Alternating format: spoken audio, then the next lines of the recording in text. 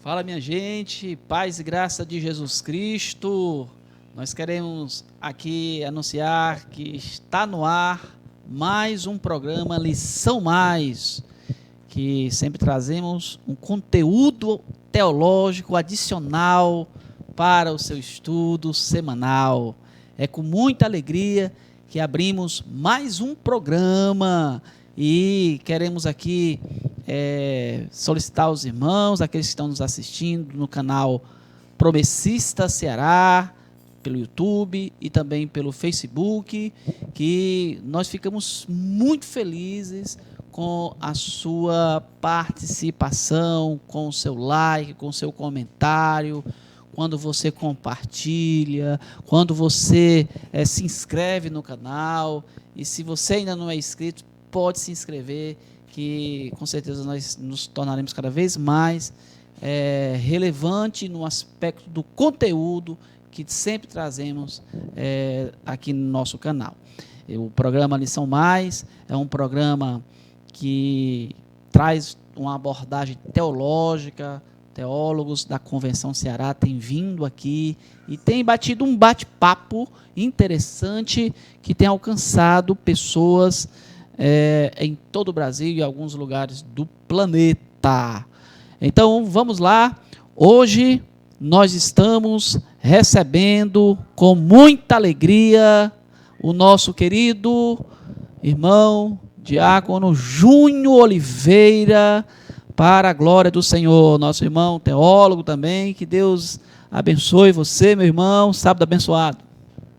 Amém. Gostaria de cumprimentar todo o povo de Deus com a paz do Senhor, dizer que para mim é uma grande alegria estar aqui com os irmãos novamente, nos dirigindo a cada um de vocês que estarão acompanhando esse programa nas suas casas, em seu trabalho, em qualquer lugar que você venha a assistir essa programação. É uma satisfação para a gente fazer esse trabalho e que Deus, através desse, possa ser glorificado em nossas vidas. Muito bem, querido, muito bem. Nós que agradecemos aqui a presença de todos os teólogos que têm vindo, tem sido bênção. Logo mais, irmão Júnior, pela manhã, nós estaremos na nossa escola bíblica, espalhada pela nossa convenção, pelo Brasil, onde tem a Igreja Adventista da Promessa, estudando a temática cristianismo no dia a dia, ou seja, a prática do cristão que se torna relevante ou não no seu cotidiano, no seu dia a dia. Antes de nós falarmos precisamente sobre esses aspectos mais comportamentais do ser humano, digamos assim, Júnior, eu queria aqui fazer uma abordagem teológica sobre o ponto de vista da mensagem que o cristianismo ele passa para a humanidade, para a mensagem. Queria que o irmão fizesse esse comentário assim. Amém. Como o próprio nome já disse, o cristão ele é alguém que recebeu essa nomenclatura porque ele é parecido com Cristo, né? Então, logo, ele imita, ele procura ter o mesmo direcionamento que Cristo ele teve, né? Então, para aquela pessoa que hoje foi alcançada pela graça, através da pregação do Evangelho, ela inevitavelmente torna-se uma pessoa diferente. Eu não vou dizer que ela é uma pessoa melhor que as outras pessoas, mas por conta do ensinamento, por conta da prática que se aprende na escola bíblica, que se aprende nos estudos e em toda a Bíblia Sagrada, ela torna-se ou deve tornar-se uma pessoa com características que nós costumamos dizer que são características positivas, fruto do Espírito Santo que habita nele, né? Então, pela lógica, essa pessoa ela é para ser uma pessoa diferenciada, é para ser uma pessoa que procura imitar o seu mestre, que é o Cristo, e quando nós olhamos para Cristo, nós não vemos nele nenhum tipo de situação que desabone, né? Apenas que coopere para que as pessoas o seguissem, para que as pessoas achassem interessante aquilo que ele estava falando, não somente porque ele falava, mas porque ele era uma pessoa diferente, né? O tratamento, todas as outras situações, Jesus Cristo chamava a atenção das pessoas, né? É interessante a gente acompanhar alguns comentários de alguns mestres, alguns teólogos. Charles Swindoll, ele diz que o pecado, o Deus formou o homem e o pecado deformou. Calvino, ele vai dizer que quando ele faz alguma coisa boa, é Deus que as pessoas estão vendo. Quando ele faz uma coisa ruim, aí é ele mesmo. E aí esse pensamento, esses dois pensamentos nos leva à compreensão de que, aparentemente, digamos assim, a humanidade, ela compreende a fé nesse Deus trino um pouco como difícil, um pouco como complexa, um pouco como, às vezes, até um pouco escandalosa, é um escândalo, né? E sob esse ponto de vista, é interessante a gente pautar aqui a ideia de que a fé cristã, ela, se fosse reduzir fé cristã, o que é a fé cristã, resumir em uma palavra, talvez a gente usasse a palavra renúncia. E renunciar nem sempre é bom, né, Júnior? Não, de maneira nenhuma, né? O ser humano, dada a sua natureza, como o senhor falou, caída, né?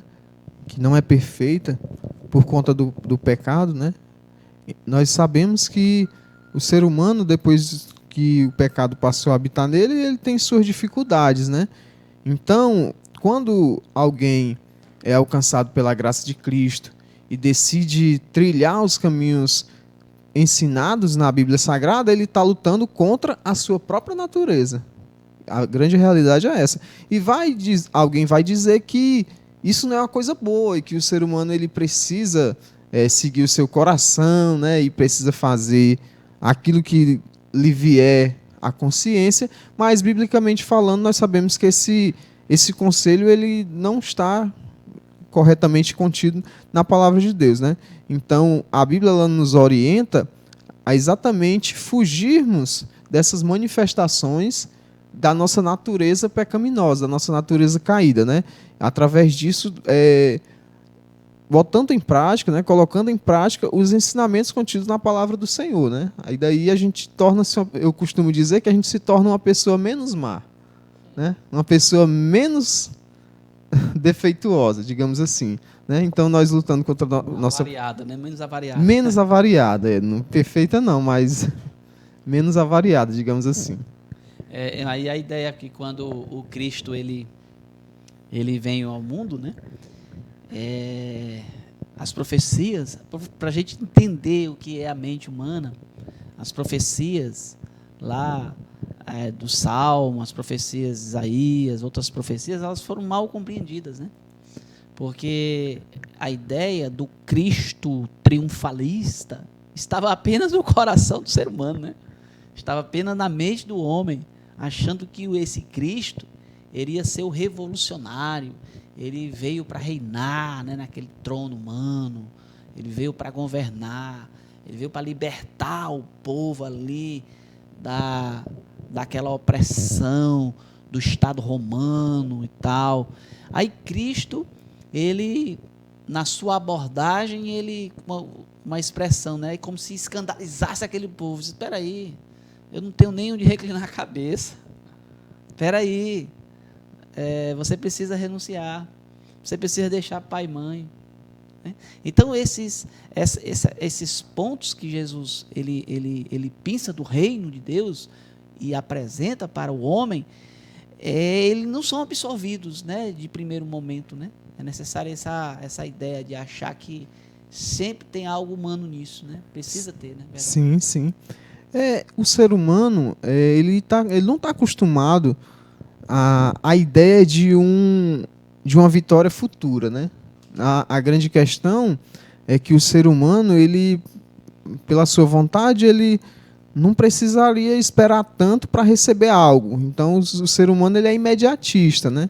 Então, quando você traz uma ideia de um evangelho ou de uma salvação a longo prazo, ou após a morte ou quando da vinda de Cristo, as pessoas elas têm um pouco de dificuldade, porque normalmente o ser humano ele quer um resultado logo, né? Então hoje eu aceitei Jesus, então hoje eu já quero que se cumpra ali aquilo que eu aceitei, né?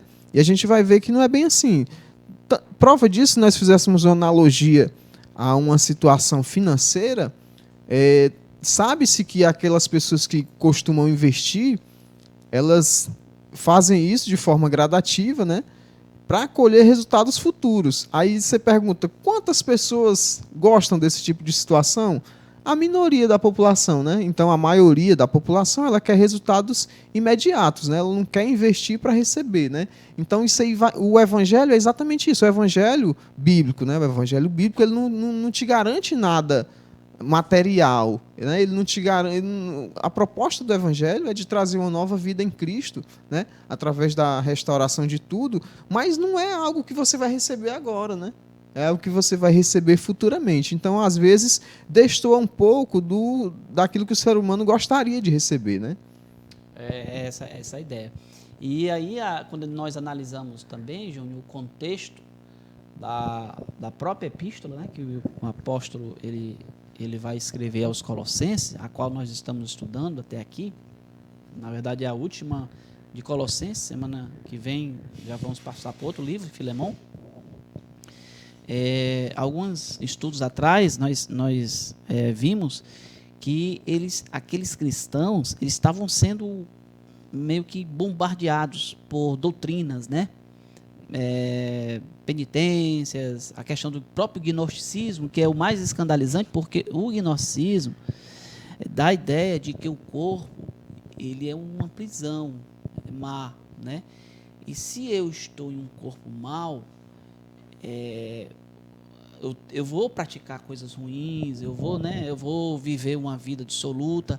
E a ideia do ser cristão não é bem isso, né? Não é bem isso. É o inverso disso. Mas para se chegar ao inverso disso, é preciso compreender a fonte, que é o Cristo. Que é o Cristo que vem como fonte de uma vida em novidade, né? Apresentada em novidade. É preciso estar em Cristo para poder apresentar as nossas credenciais. Quais são as suas credenciais? Né? O apóstolo Paulo, ele apresentou as dele, né? Ali quando estava vivendo na prisão, né? Ele falou das marcas, ele falou dos naufrágios, ele falou das lutas. Isso era a credencial dele. É a vida diária dele, era essa. Então, para apresentar essa vida diária, é preciso estar em Cristo. E para estar em Cristo, é preciso compreender a doutrina do Cristo, né? Do Deus Todo-Poderoso. Perceba isso também, essa dificuldade que as pessoas não compreendem. Perfeito, pastor. Eu acredito que seja um dos assuntos mais tocados na escola bíblica, na igreja local a qual eu pertenço. É a diferença entre o estudo e a prática. Aí nós vamos ter aí o ponto fulminante do assunto. A que ponto nós compreendemos a doutrina e o ensino de Cristo, mas de igual forma, ou até de forma mais impactante, como é que eu tenho praticado tudo aquilo que eu aprendi, tudo aquilo que eu sei que o Cristo ele me ordenou a ser, né? Então aí nós vamos entrar em uma esfera de, digamos, uma situação em que as pessoas vão olhar para aquela pessoa que foi alcançada por Cristo, né? Que Cristo a aceitou, que até a expressão a gente aceitar a Cristo investe, né? É um pouco complicado, né? Então eu vou utilizar essa expressão. Quando Cristo nos aceitou, né? Então aí nós vamos para a prática do cristianismo. O cristianismo na prática que vai refletir naquelas pessoas. Isso. E é uma expressão que a nossa lição já utilizou em lições anteriores, a nova roupa. A roupa nova, né? Que é exatamente o resultado desse alcance, de ser alcançado pela graça e através de ser um salvo em Cristo Jesus, né? Ele vai receber essa nova roupa, né? Que vai externar, né? Vai exteriorizar e as pessoas vão entender que ali houve alguma mudança naquela situação, naquela vida, né? Isso. É dessa forma mesmo. Então, meus queridos irmãos, nós estamos aqui mais uma vez apresentando lição mais a você que nos assiste. Desde já eu quero agradecer a sua participação. Deixa o seu comentário aí, deixa o seu like, deixa o seu comentário crítico também. Nós aqui estamos abertos para compreender aquilo que você pensa também, tá bom? Vamos dando sequência aqui ao nosso bate-papo teológico, querido Diácono Júnior, a respeito da ideia do comportamento, né? Vamos entrar agora no comportamento, porque se a gente analisar aspectos do comportamento dos cristãos, sempre chamou atenção. Né? O comportamento cristão sempre chamou atenção. Primeiro, chamou a atenção dos judeus.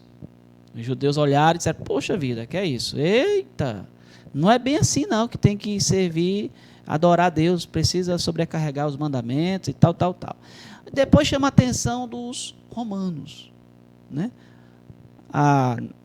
Em primeiro plano não chamou tanto, mas como eles cresceram, e até mesmo o incêndio de Roma chama a atenção de Nero, porque dos 13 bairros de Roma, 10 queimaram, e o bairro que mais tinha cristão passou imune. Até isso chama atenção, né? Sim. Mas isso não tem nada a ver com comportamento, mas chama atenção de uma maneira geral.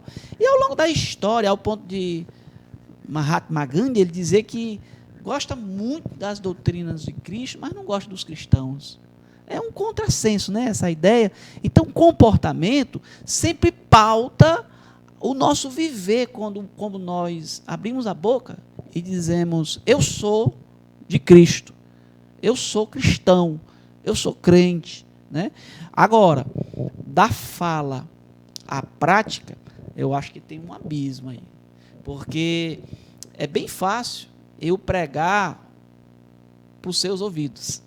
Agora, eu pregar para os seus olhos, fica difícil. Até que, aonde é que a gente erra, assim, Júnior, na tua opinião? Eu tenho a minha opinião, eu queria ver primeiro a sua, nesse sentido. Perfeito, pastor. Pronto, como o senhor falou, o comportamento cristão sempre chamou a atenção. Né? Lá no livro dos Atos dos Apóstolos, no capítulo 2, no versículo 47, na parte A, nós temos um ponto interessantíssimo. Nós estamos falando aqui nesse período da igreja primitiva, né? Então vai dizer lá que a seguinte expressão, louvando a Deus por tudo e sendo estimados por todo o povo, né? Ou em algumas outras traduções vai dizer que eles caíam na graça do povo, né? Quem só cai na graça do povo ou só é estimado pelo povo alguém para quem o povo olha, né? Então, independente de você gostar ou não, independente de você saber disso ou não, você está sendo observado, né? Então, sempre o comportamento do cristão, ele vai estar sendo observado, né? Eu tenho o meu pensamento a esse respeito de que a prática cristã, o comportamento do cristão, ele é um reflexo. Isso, ele é um resultado. Isso. Ele é um resultado daquele ser humano pecador que foi alcançado pela graça de Cristo. Muito bem. Então, esse novo viver, eu diria até essa influência que esse novo comportamento do cristão transparece para as outras pessoas, ele é apenas um efeito colateral. Eu diria que não é a principal atuação. O objetivo principal não era esse.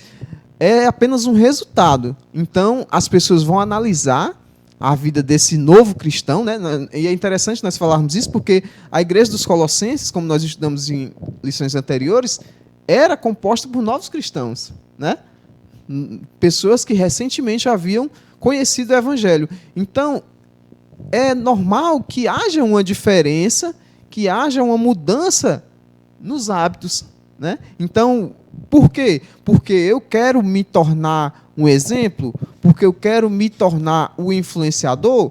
Eu penso que não. Eu penso que isso é apenas um reflexo do homem que foi alcançado pela graça de Cristo, e através disso, sabendo que Cristo pagou uma dívida que era minha, é como se isso aí me gerasse uma dívida para as outras pessoas. E através desse novo viver, dessa nova forma de lidar com as situações, com as pessoas, com o trabalho, com a família. Então, tudo isso ele vai refletir na sociedade de forma positiva, né? É para ser de forma positiva. Então, as pessoas vão analisar esse novo comportamento, vão perceber que você está com roupa nova, né? E vão achar bonito. Se essas práticas forem boas, lógico, né? É a questão da influência cristã, né? Isso aí é que a gente precisa abrir aqui um parênteses para comentar, porque percebe-se muito as personalidades, né? Analisa-se muito as personalidades. É o pastor que de repente chega num auditório de 1000 pessoas no helicóptero, né? É aquele que sobe a um púlpito que a bancada que ele tem que sentar é aquelas bancadas de banco de Papai Noel do shopping, né? Que cabem umas 4 pessoas, ele senta ali, aquela cadeira uma zona gigante, né? Aí então é como se fosse a influência das pessoas. As pessoas olham muito para isso, né?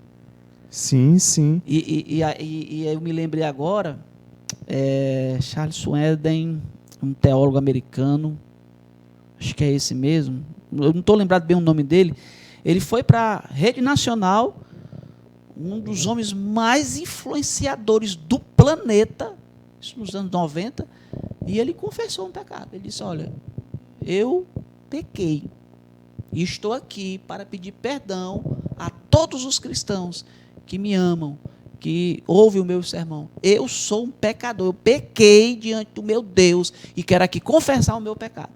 Aquilo ali é um escândalo, porque a ideia que as pessoas têm que o pastor, o líder, o diácono, o presbítero, ou outros que estão agora nas mídias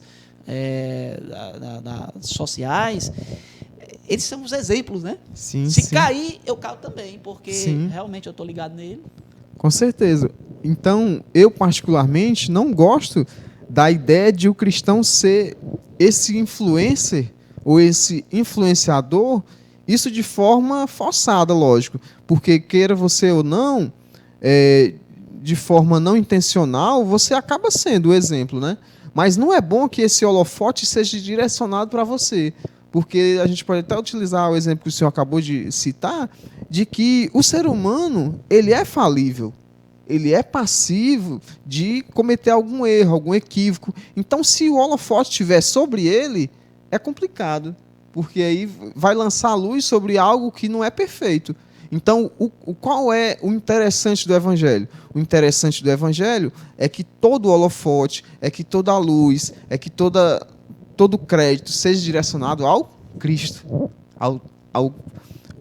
O Evangelho precisa ser direcionado ao Cristo. Ele não pode se tornar antropocêntrico. O Evangelho nunca pode direcionar para uma pessoa. O Evangelho sempre tem que te direcionar para Cristo. Por quê? Porque Cristo nunca vai te decepcionar. Isso, e essa questão aí, que a gente ainda vai aprofundar um pouquinho sobre o comportamento, é a ideia eu me lembrei que na igreja do primeiro século, os pais apostólicos, tinha um lá chamado Policarpo de Esmirna, ele foi um dos mártires. Só que antes de ser martirizado, havia uma tendência na época. As pessoas, elas se suicidavam. Como? Elas procuravam o Estado, dizia, eu sou cristão.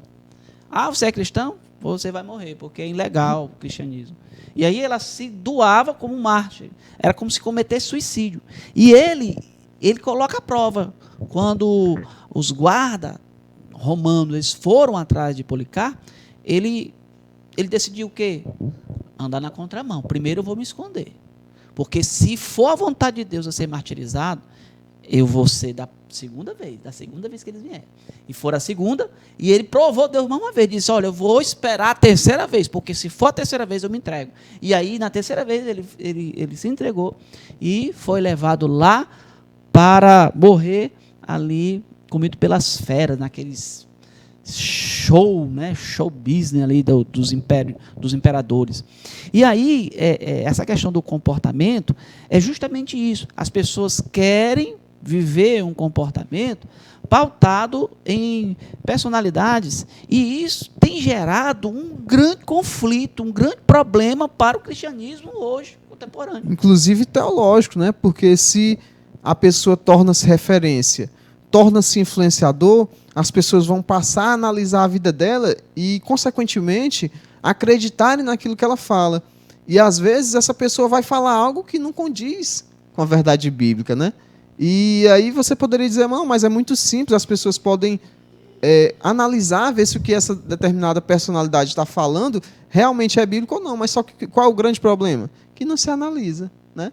Então, tem-se com uma pessoa como referência e tudo que ela fala torna-se real, torna-se como se fosse uma verdade incontestável, né? Então, aí nós vamos entrar até num problema, inclusive da atualidade, mas que eu acredito que tem acontecido ao longo da história, que é exatamente você trocar a palavra de Deus, a revelação sagrada, por experiências que essas personalidades passaram, né? Então, as experiências espirituais contadas por elas vão ter um peso até maior do que a Bíblia Sagrada. Isso aí é horrível para a teologia, isso é horrível para o Evangelho, porque as pessoas vão estar enraizadas em práticas ou em experiências que uma determinada personalidade, uma determinada figura acabou passando, dizendo que passou, né? E é complicado, né? Isso tem trazido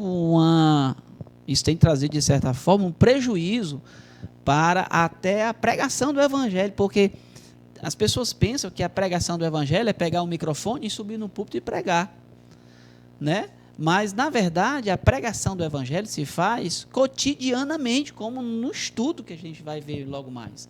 É cotidianamente que nós pregamos. Agora, para pregar esse evangelho de maneira bíblica, com a bandeira do evangelho de verdade, é preciso analisar os pequenos atos, né? A nossa própria vida, né? Olhar para nós e até que ponto eu estou influenciando também, né? Sim. Até que ponto eu estou passando as minhas experiências que eu tive com Cristo para o próximo?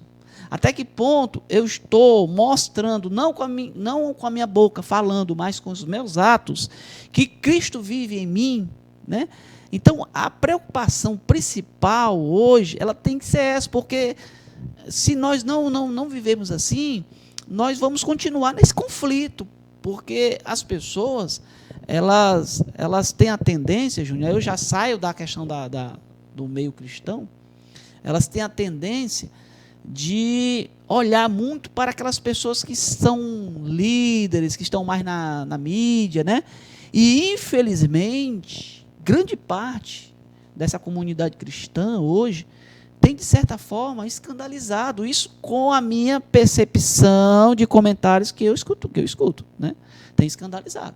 Os líderes têm escandalizado isso e, de certa forma, cria barreira. E onde é que está a quebra de paradigma? É quando eu,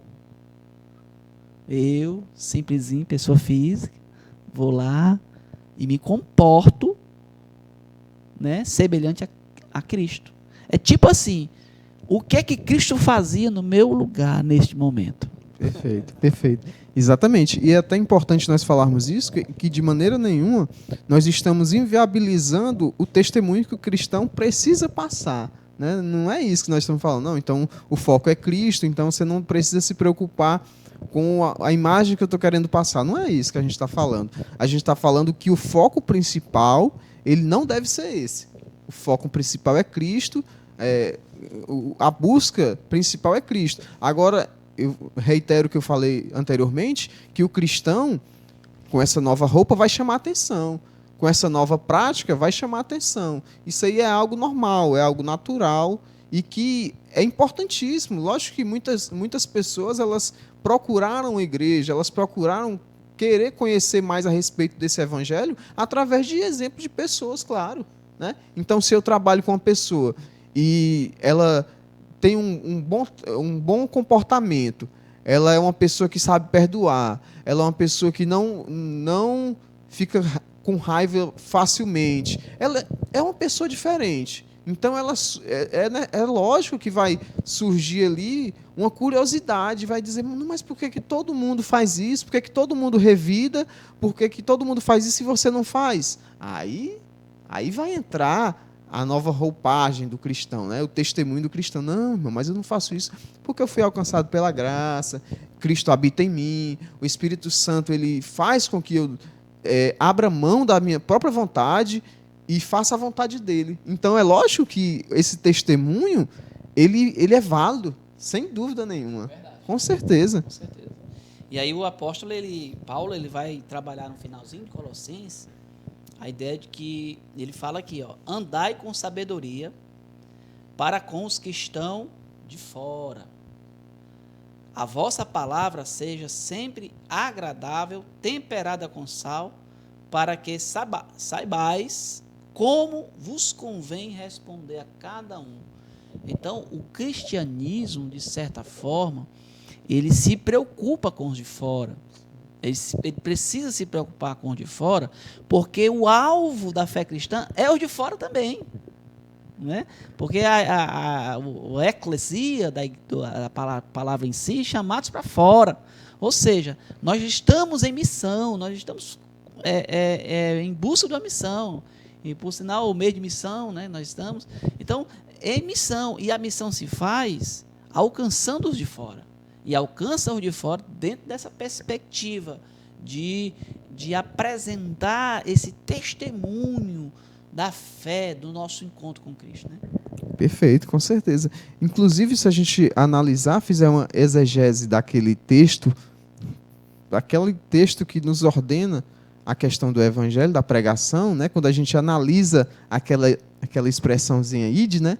Ela dá uma ideia de uma continuidade, né? Não de algo específico que você precisa... Gerúndio, né? No gerúndio, como se no nosso português fosse o gerúndio, né? Então, ele, não é você sair de um lugar e ir para um outro fazer uma determinada função específica. A ideia é indo, né? Indo por todo... levar o evangelho. Então, é uma ideia de que você é o evangelho.